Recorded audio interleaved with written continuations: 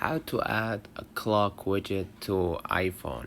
So first of all, you need to select the home screen that you want to add the clock. And let's say for example that I want to add the clock widget right here.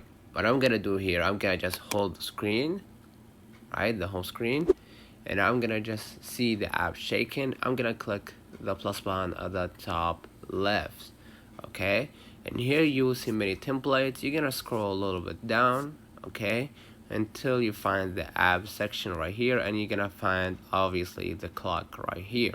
Next step, what I'm gonna do is I'm gonna just click the clock right here, right, and select the type of clock that you want. If you want the clock just like this, and if you want to see the clock just like this one, or if you want to swipe right and take this one, you can do that.